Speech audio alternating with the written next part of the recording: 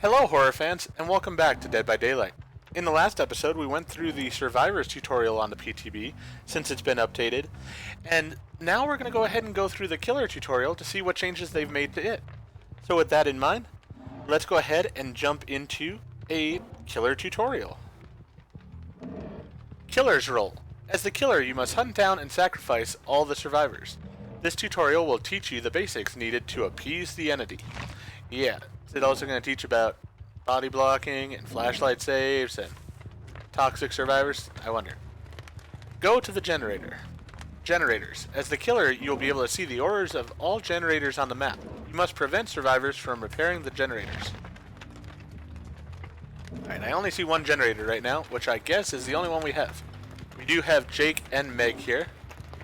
When a survivor fails a skill check, a visual notification appears to show you where the sound came from. Okay, so again, they've used sort of some of the structure from one of their previous buildings, but they've sort of updated it. I don't know who failed that skill check because they disappeared.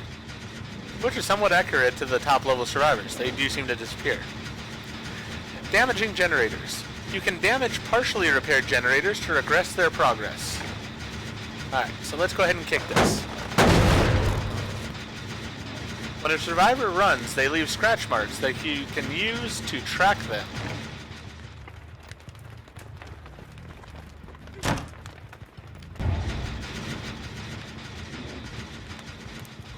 Alright, so we have a Meg, she's right there.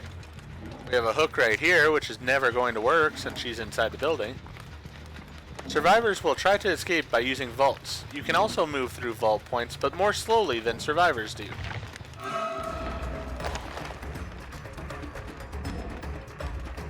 I'm just looking around, Meg. Give me a minute.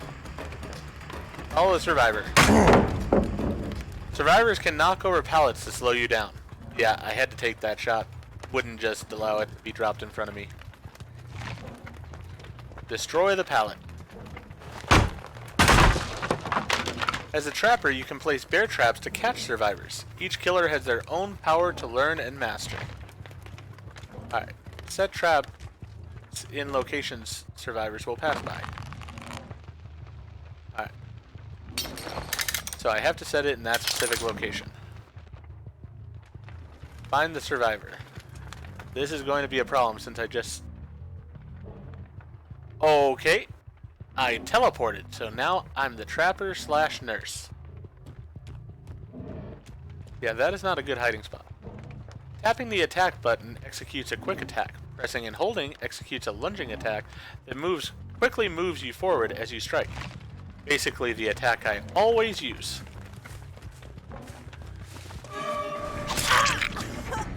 Alright. When a survivor is injured, they leave a blood trail and make more noise. It takes one hit to knock down an injured survivor.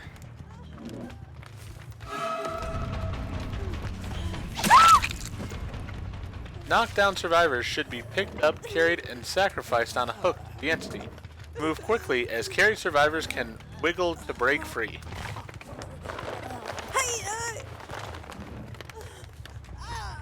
Alright, got this nice hook over here.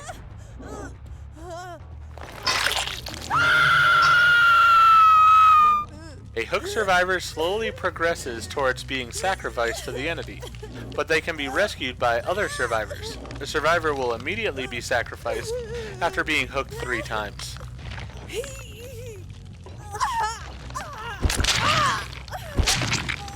Okay. Evidently Meg didn't want to be in the game anymore, so she went ahead and killed herself.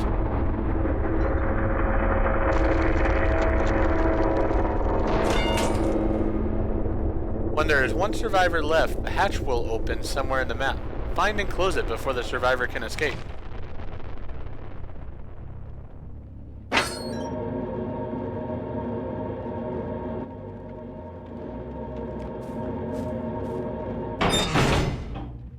The Endgame Collapse is triggered once the gate is open or the hatch closed.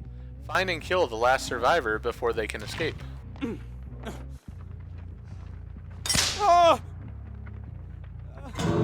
I don't know where he was exactly. I mean, he just sort of ninja'd off of the roof area. That's interesting.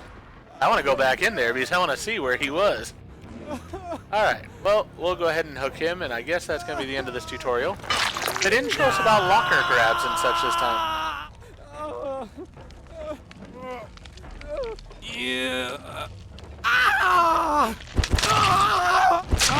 He also would not be able to struggle there because he was the last survivor.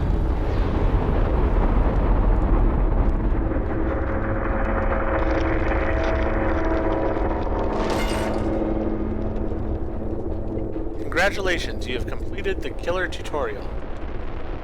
Alright, so with the survivor tutorial, I thought they actually added a decent amount to make it much more modern. And I do like the fact that the killer tutorial did talk about the Endgame Collapse here and explain that a bit. On the other hand, I am not a fan of the fact that the killer tutorial really seems like it left out some things now. In the previous killer tutorial, it went ahead and showed how to grab people out of lockers and things of that nature.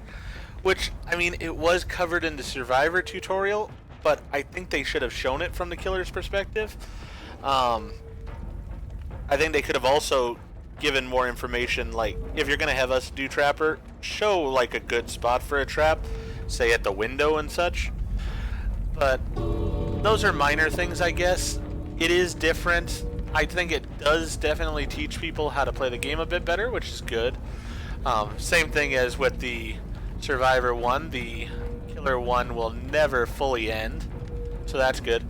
But another odd thing there that I did want to comment on is the fact it is odd that your the survivor at the end there, the last one, they automatically die in a game because of the fact that they cannot unhook themselves to their last survivor.